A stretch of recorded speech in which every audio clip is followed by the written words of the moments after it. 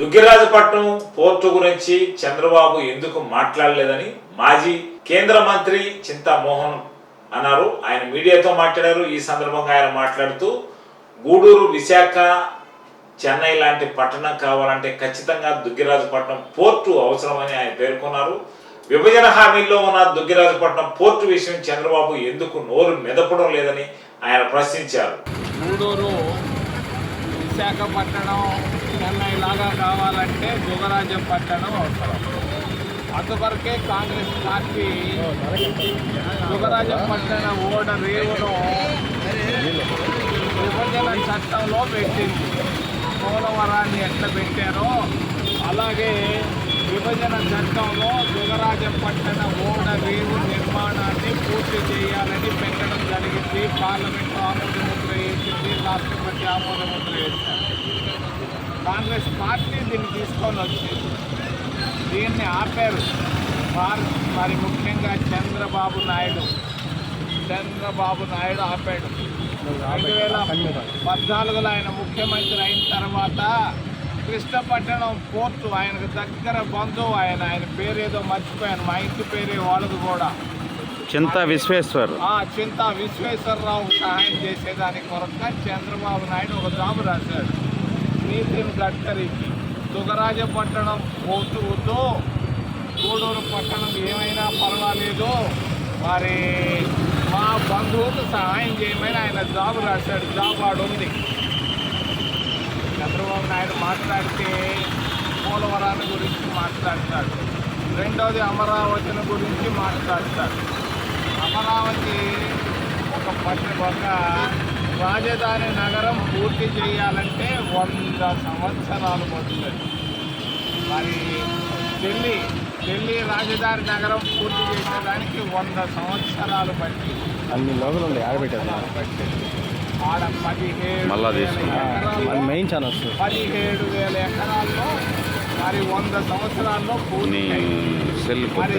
New York అమెరికాలో ఉన్న city పూర్తి చేసేదానికి 14,000 ఎకరాలు పట్టింది. అది పూర్తి చేసేదానికి 300 సంవత్సరాలు పట్టింది. చంద్రబాబు నాయుడు అమరావతి నేను పూర్తి చేస్తానంటే అబద్ధం చెప్తున్నాడు. చంద్రబాబు నాయుడు చేయాల్సింది మొదటిది ఏంటంటే దుగ్గరాజపట్నం ఓడ రేవు నిర్మాణాన్ని ప్రారంభించాలి. మరి ఒక సామాన్యమైనటువంటి రైతు కుటుంబంలో పుట్టాడు చంద్రబాబు నాయుడు. నాకు బాగా తెలుసు. 2 ఎకరాల రైతు, చిన్న గుడిసెలో నుంచి వచ్చాడు చంద్రబాబు నాయుడు. మరి ఈ చంద్రబాబు నాయుడు ఈ ప్రాంతానికి అన్యాయం చేస్తున్నాడు, గూడూరుకు అన్యాయం చేస్తున్నాడు. దుగ్గరాజపట్టణాన్ని వెంటనే ముఖ్యమంత్రి గారు వెంటనే నేను తెలియజేస్తున్నా, వెంటనే నిర్మాణ పనులు చేపట్టాలి, లేకపోతే నష్టం వస్తుంది. నేను చెప్తున్నా మీకు. ఎందుకు ఆపారు దుగ్గరాజపట్టణాన్ని చంద్రబాబు నాయుడు అని నేను ఒక సూటిగా అడుగుతున్నా. నిరుద్యోగులు మన ప్రాంతంలో కన్నీటితో ఉన్నారు. ఎంటెక్లు చదువుకొని ఉన్నారు, బీటెక్లు చదువుకొని ఉన్నారు, ఎంబీఏలు చదివి డ్రైవర్లుగా ఉన్నారు.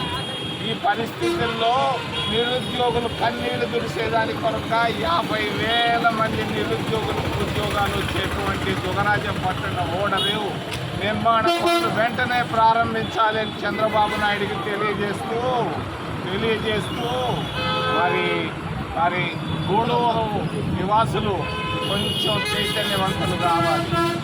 ఊరికే ఎవరో వచ్చి మరి లడ్డు ముద్ద పెట్టాలంటే పెట్టరు.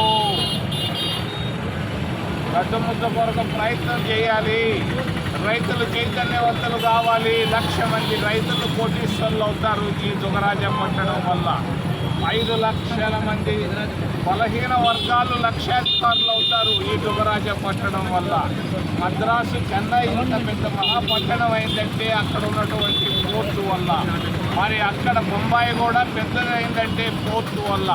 చంద్రబాబు నాయుడు ఉత్తుత్త మాటలు ఆపేసేయి.